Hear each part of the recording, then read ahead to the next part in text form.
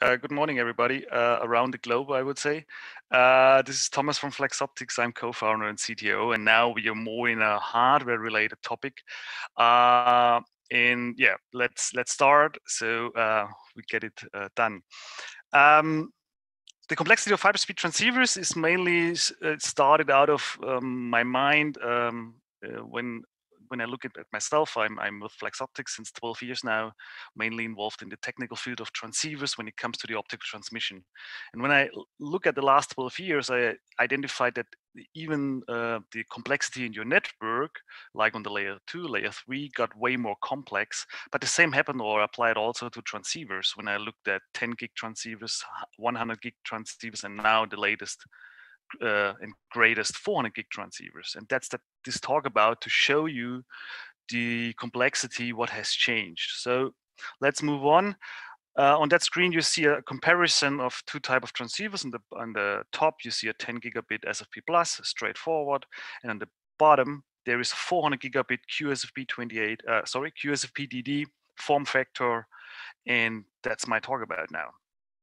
I want to cover two sections. The one is the optical engines, the transmitter and the receiver, and the second one is the digital signal processor. And then later on, I give a little bit an overview of what's going on the market, what is technically to do, what we can build actually with those transceivers. So let's start with the transceiver and the receiver. The transmitter is also called a TOSA, a transmitter optical subassembly, and this is a nice golden box, which is like 5 by 10 millimeter, and it's an empty box. We have on the left side an electrical connector where all the signal is fed into the high-speed signals, like in 400 gig, it's 4 times 100 gigabit, and now we have to fill that box. The first thing to change the signal from the electrical level to an optical level is done with laser diodes. In this circumstance or in this situation, this is with 4 laser diodes, as we're talking about 4 times 100 gigabit. And these laser diodes have two characteristics. One is, for sure, they emit light, but this light is blurring out. It's not very focused. And the second one is they generate heat while they are operating. And we have to control that heat because the heat has an influence on the wavelength of the color these laser diodes do emit. The color of the light, and that's what we want to keep stabilized, because otherwise if the temperature is going way too up, the wavelength would drift away. So technically this is done in this tiny box with a cooler. This is an electrical cooler. It takes current and it cools or keeps the laser diodes on a certain temperature level to stabilize the laser, or to stay with the result to have a stable wavelength. Now, to sort the issue of the blurring light, for sure, like people who are wearing glasses, they have the same issue. We place lenses there. These lenses have a dimension of 0.5 millimeter in XYZ. They are really small, and when you want to place them in production, you can imagine you need to place them in X, Y, and Z very precisely. This is typically done with micromechanics and 50 nanometer steps, really, really small.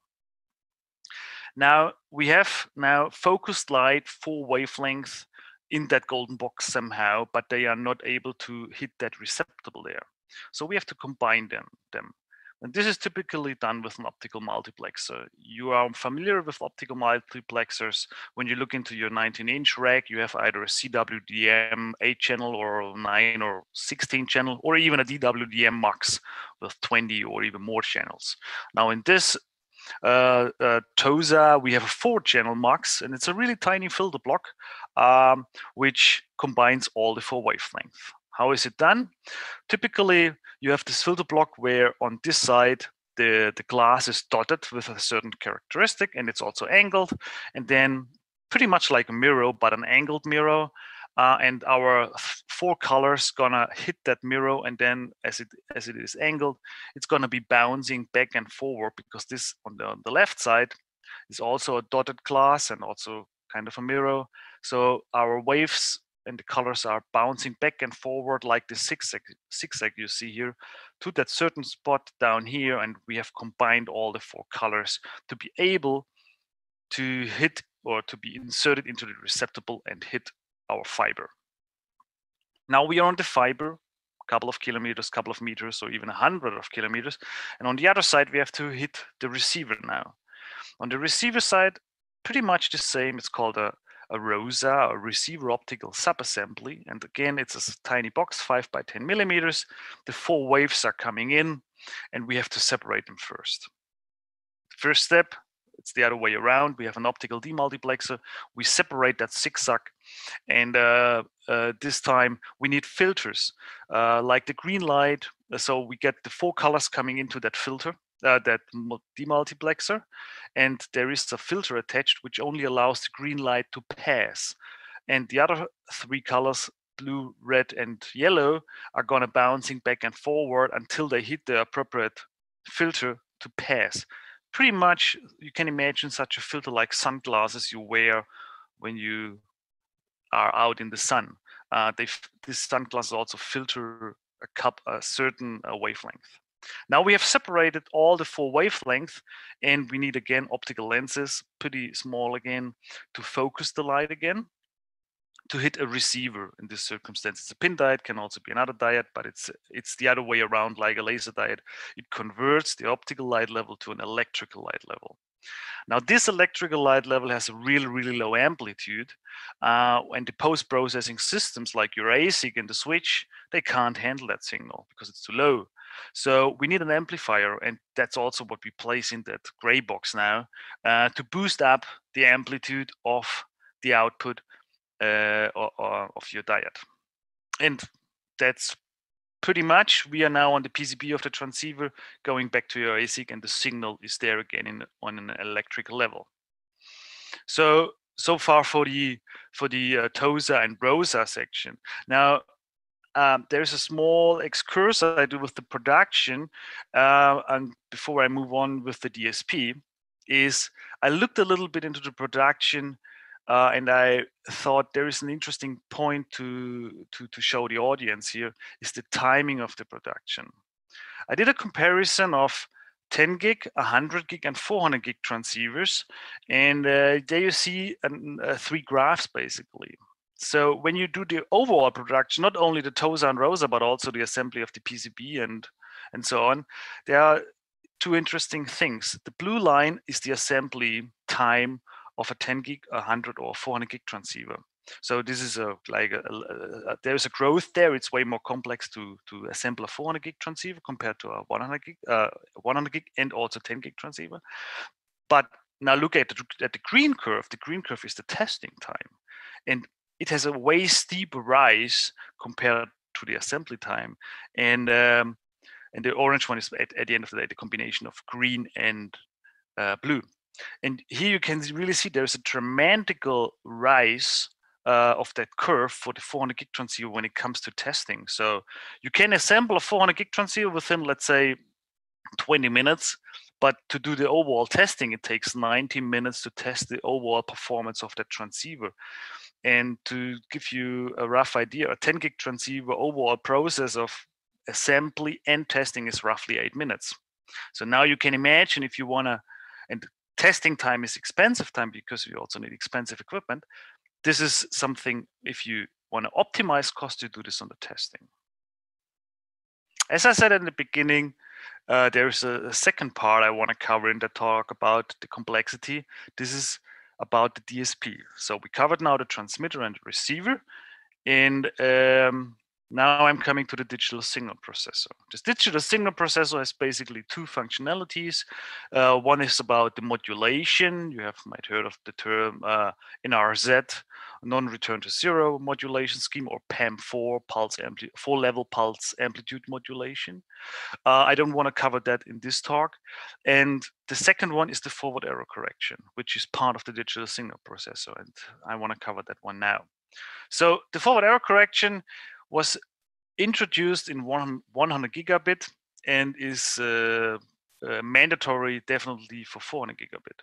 Before that time, we had error detection basically done on your layer 2 with this cycling redundancy checksum, the CRC checksum 4 bytes at the end of your Ethernet frame.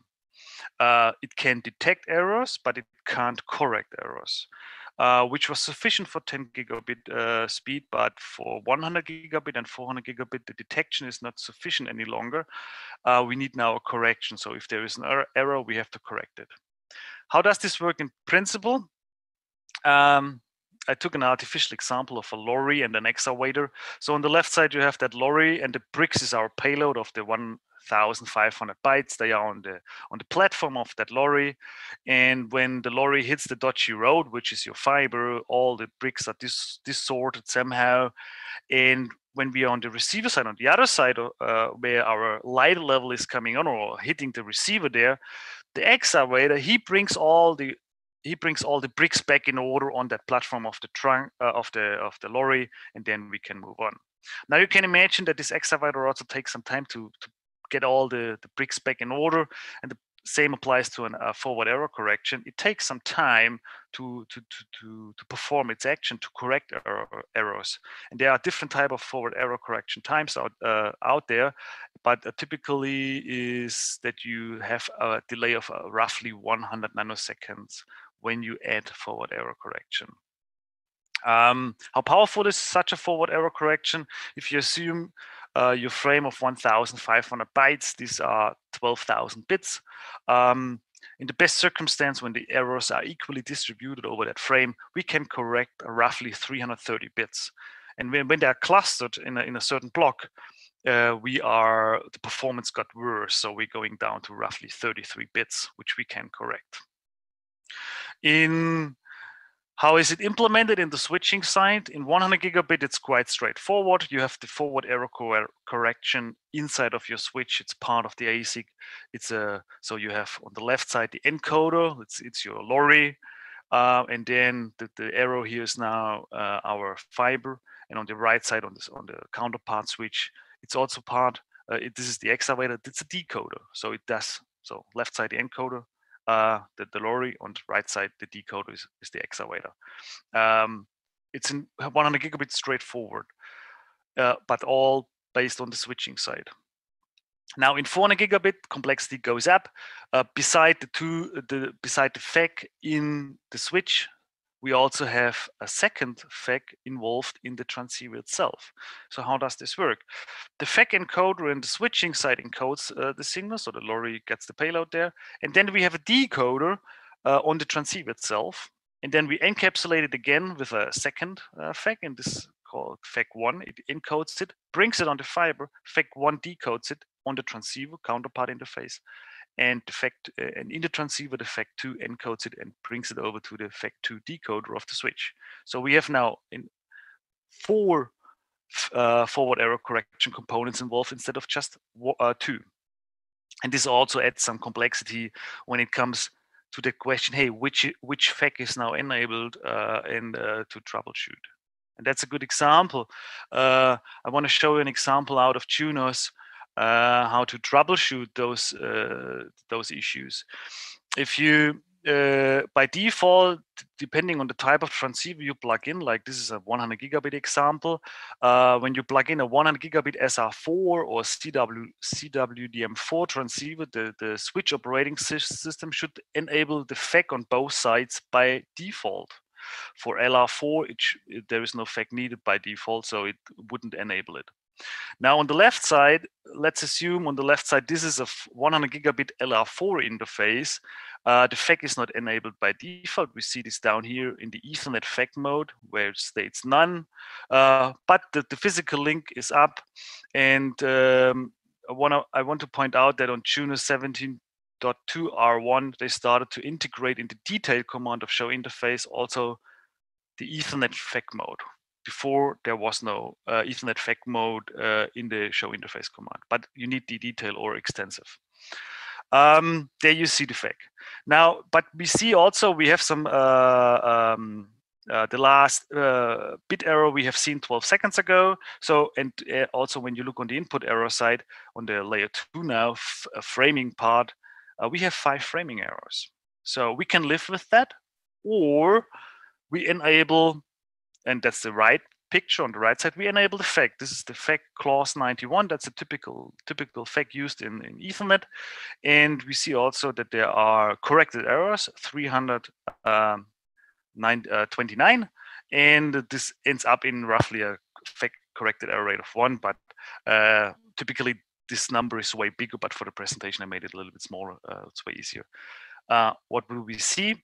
The statistics got cleared, no errors on the physical layer, also leads to no errors on the layer 2, like input errors or framing errors. So this is one way you can troubleshoot. And the other one is, you always now, especially for 400 gigabit, you need to make sure which FEC is enabled, because we have now 4 FECs, 2 transceiver FECs and 2 switching FECs. So a rule of thumb is, make sure you always have an equal amount of FECs involved, because when it's unequal, your link won't come up at all. Like in this example, the excavator, he can't handle that bobby car. It's way too big for him. Okay. This so far for the technical side, and I in the last 3 minutes I'm gonna rush through what's gonna be available now on the market with this technology. So the latest and greatest development on 400 gig is LR4-6. So what is so new there? There are basically 2 things. This is defined by IEEE. This is an LR4 running 4 waves on a single mode fiber up to 6 kilometers, and in a CWDM4 wavelength grid. So the waves are separated with have a spacing of 20 nanometers. When we compare this with 100 gig LR4, there are basically 2 changes. LR4 in 100 gig was able to run up to 10 kilometers, and the spacing of each wavelength was 5 nanometer, this LAN WDM there. And for 400 gig, this has changed now. There is also a second group, but this is not IEEE. This is the 100 gig Lambda MSA. They are working on a solution of 400 gig LR4-10 to reach again the 10 kilometers, but they still stick to the CWDM4 wavelength grid. And the reason, one reason is the CWDM4 wavelength grid with 20 nanometer is way cheaper to produce than the LAN WDM 5 nanometer grid. What else is doable now? In the we do have 100 gig ER4 and ZR4.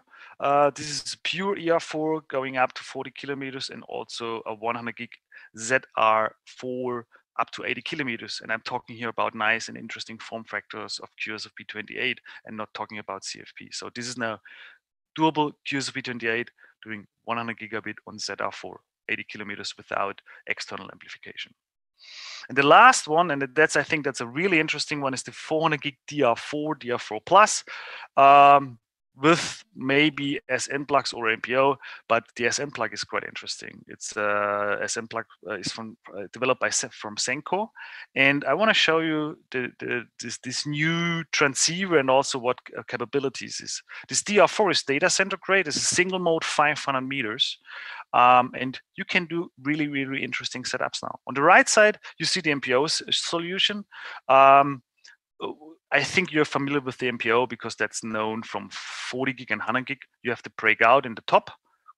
Typically breakout scenario, you have the MPO plug and 4 lanes. You break it out to 4 times 10 gig or 4 times 25 gig, or bottom down there, a straight connection of 1 times 40 or 100 gig.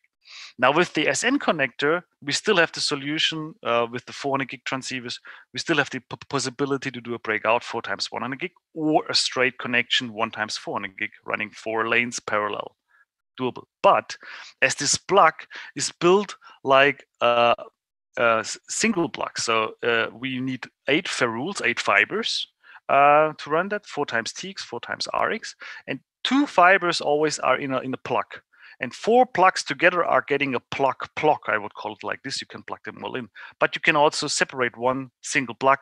So you leave 3 plugs in, 6 ferrules are connected, and 2 ferrules you can plug out.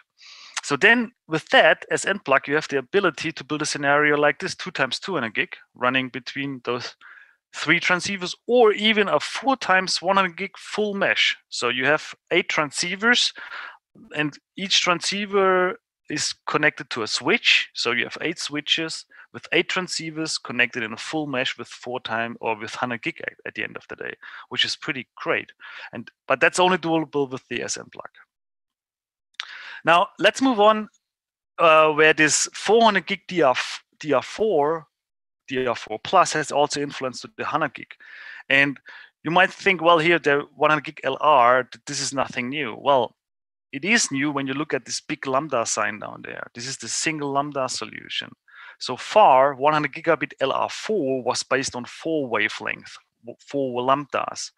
Now, with the development of 400 gigabit, we get there that 100 gigabit is operating on 1 wavelength, LR1, let's call it like this, but you don't write that 1. So we have 100 gig, 1 single wavelength doing 10 kilometers on LR now. And as an effect of the 400 gig, there are also shorter distances possible. We have FR up to 2 kilometers and DR up to 500 meters. Sorry, the data center grade. And it would, for example, an interesting scenario will look like this. So you have on the left side a DR4, and then you do the breakout either with the SN or MPO, and then you can either connect it to a 100 gig LR single lambda transceiver or a FR or DR. It's up to you. They are all working on the same wavelength. They are running all on 1310 nanometers.